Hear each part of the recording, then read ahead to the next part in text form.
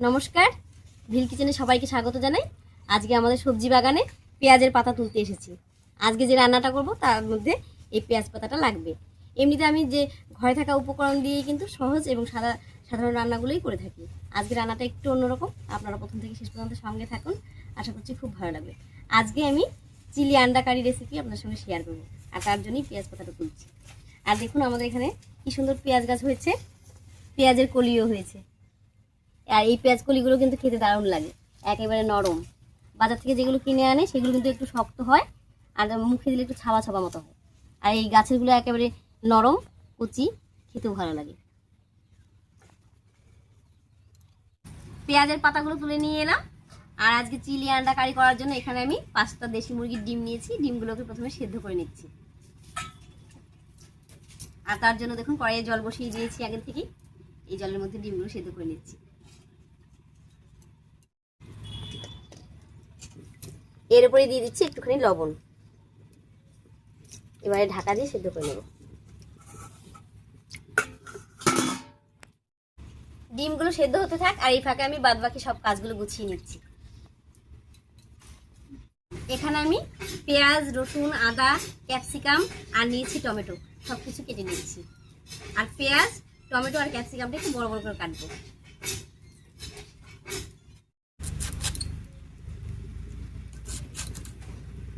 পেঁয়াজটা একটু বড় করে কাটলাম, যেভাবে চিলি চিকেনে দেয় সেরকম করে কেটেছি দেখুন।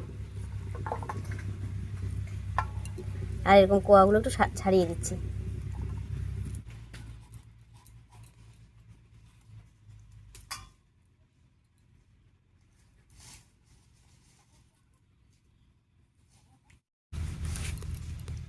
ক্যাপসিকামটাও দেখুন একটু বড় বড় করে কেটে নিয়েছি।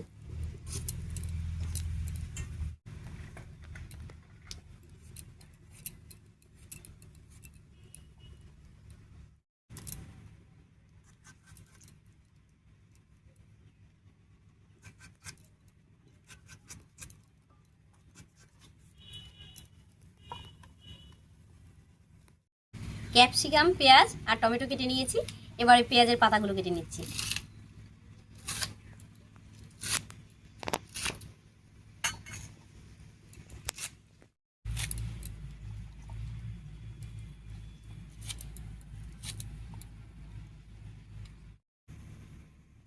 মোটামুটি করে সবকিছু গুছিয়ে নিয়েছি। এদিকে ডিমটাও সেদ্ধ হয়ে গেছে। এবারে ডিমটা নামিয়ে ছুলে নিচ্ছি।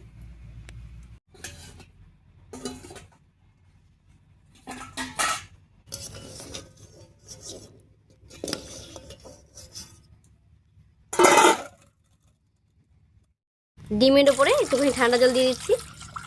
এবারে ছুলে নেব।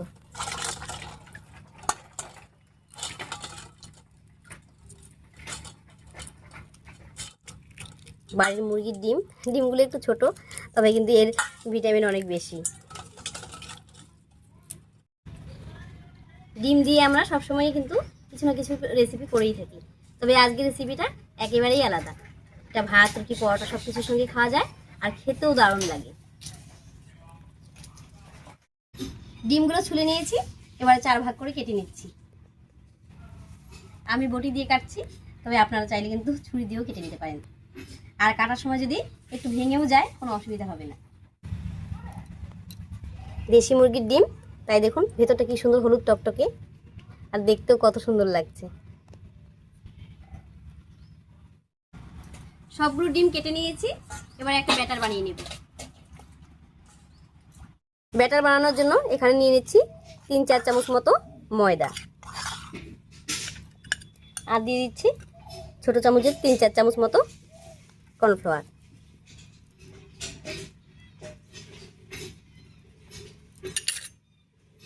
এরপরে দিয়ে দিচ্ছি 1/2 চামচ মতো গোলমরিচের গুঁড়া, দিয়ে দিচ্ছি একটুখানি আদা রসুন বাটা, আর 1/2 চামচ মতো লঙ্কার গুঁড়া, দিয়ে দেবো স্বাদ মতো লবণ, আর একটুখানি হলুদ। এবারে এর উপরে একটা ডিম ভেঙে দিচ্ছি।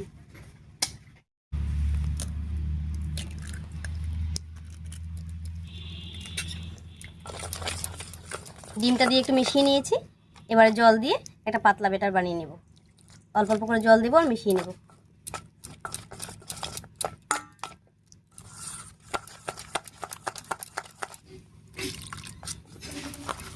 ব্যাটারটা রেডি করে নিয়েছি। এবারে কড়াইয়ে সর্ষের তেল দেব। তেলটা একটু বেশি করে দিলাম। এই তেলেই ডিমের পকোড়াগুলো ভাজবো আর বাকি রান্নাটাও করে নেব। এবার এই ব্যাটারের মধ্যে একটা করে এরকম ডিম দেব আর একটু ডুবিয়ে নিয়ে তেলের মধ্যে ছাড়বো।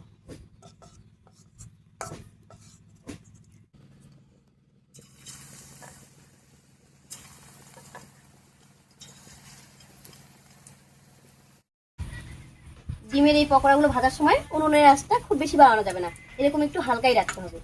বেশি বাড়িয়ে দিলে কিন্তু ছিটে গায়ে গায়ে চলে আসতে পারে।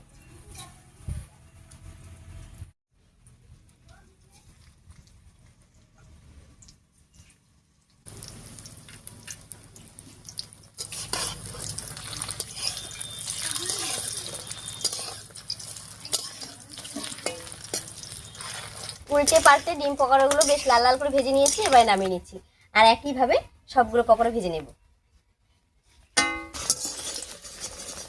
এবারে গরম গরম মুসুর ডাল আর তার সঙ্গে হচ্ছে এরকম ডিম পকোড়া, খেতে কিন্তু দারুণ লাগবে। একদম কি মুসুর হয়েছে। সবগুলো ডিম পকোড়া ভেজে নামিয়ে নিয়েছি। এবার এই তেলের মধ্যে পেঁয়াজ আর ক্যাপসিকামটা ভেজে নিচ্ছি।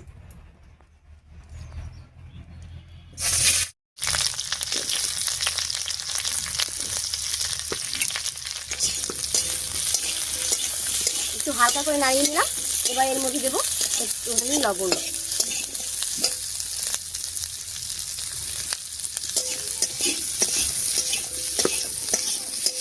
পেঁয়াজ আর ক্যাপসিকামটা হালকা করে ভেজে নিয়েছি। এবার নামিয়ে নিচ্ছি।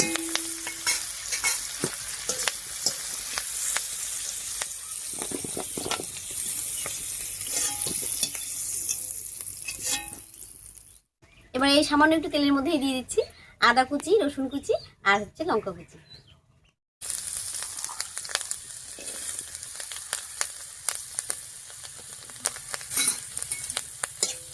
একটু নাড়িয়ে নিয়েছি। এর উপরে দেবো টমেটো কুচি।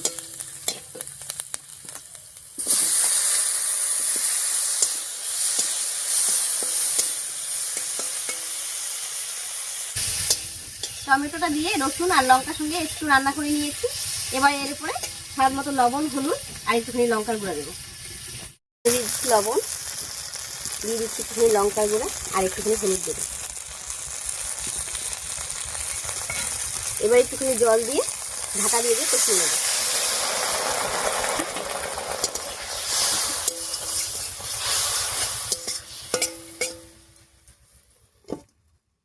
ঢাকা দিয়ে মশলার সঙ্গে টমেটোটাকে বেশ কিছুক্ষণ কষিয়ে নিয়েছি। আর দেখুন টমেটোটা গলে কত সুন্দর নরম হয়ে গেছে। এবার এর উপরে দিয়ে দিচ্ছি সামান্য একটুখানি গোলমরিচের গুঁড়া।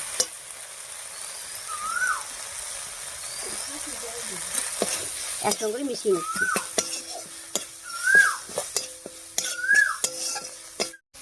এবার এর উপরে দিয়ে দিচ্ছি পেঁয়াজ আর ক্যাপসিকামটা।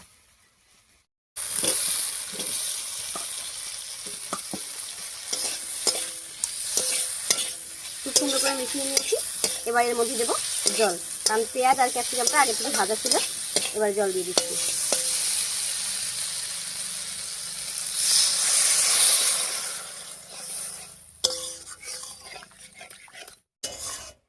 জলটা ফুটে গেছে।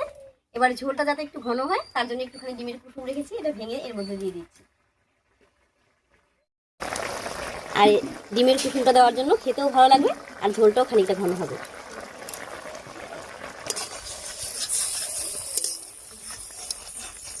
এবারে দিয়ে দিচ্ছি ভেজে রাখা ডিমের পকোড়াগুলো।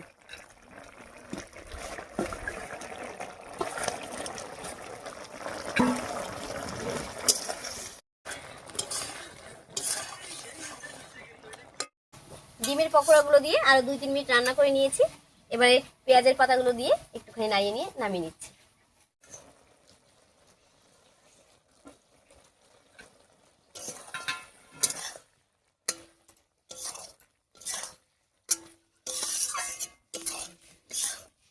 ডিমের এই নতুন রেসিপি একদম রেডি হয়ে গেছে। এবারে নামিয়ে নিচ্ছি।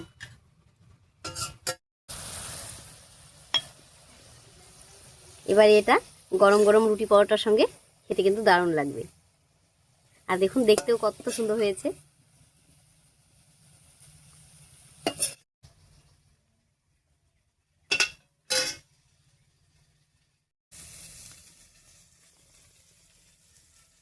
যাই হোক, ডিমের কারির এই নতুন রেসিপিটা আপনার কাছে কেমন লেগেছে অবশ্যই কমেন্টে জানাবেন। যদি ভালো লাগে একটা লাইক করে দেবেন এবং চ্যানেলটিকে সাবস্ক্রাইব করে এভাবে আমাদের পাশে থাকবেন। আজ এই পর্যন্তই, আবার দেখা হচ্ছে নতুন কোনো রেসিপি নিয়ে।